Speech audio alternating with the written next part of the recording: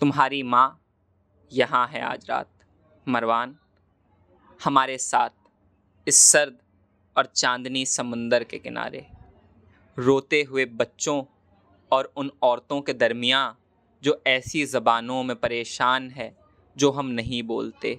अफ़गान और सोमाली और इराकी और इरित्रिया और शामी, हम सब उससे खौफज़दा हैं, हम सब घर की तलाश में हैं।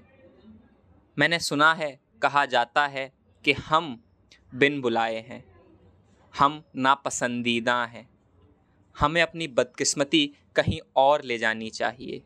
लेकिन मैं तुम्हारी माँ की आवाज़ सुनता हूँ लहरों के ऊपर, और वो मेरे कान में सरगोशी करती हैं।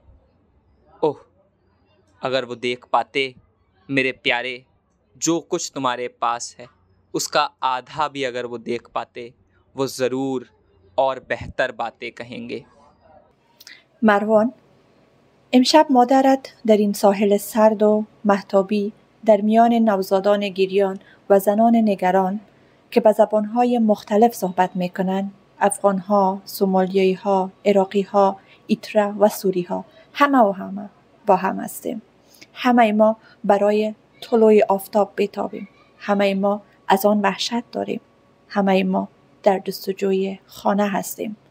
ما را ناخوانده میگویند، یعنی ما ناخواسته هستیم. باید این بدبختی خود را به جای دیگری ببریم. اما من صدای مادرت را میشنوم بر فراز جزر و مد و او در گوشم زمزمه میکند. عزیزم، اگر آنها تنها نیمی از دانسته هایی که داریم را میدیدند، مطمئناً چیزهای مهربانتر در مورد ما میگفتند. তোমার মা আজ আমাদের সাথে আছে মারওয়ান, এই শীতল চাঁদের আলোময় সমুদ্র তটে, এই ক্রন্দনরত শিশুদের মাঝে, এই চিন্তারত মহিলাদের মাঝে। তাদের উদ্বেগের ভাষা ভিনদেশী, আফগান, সোমালি, ইরাকি, এরিত্রীয় ও সিরীয়।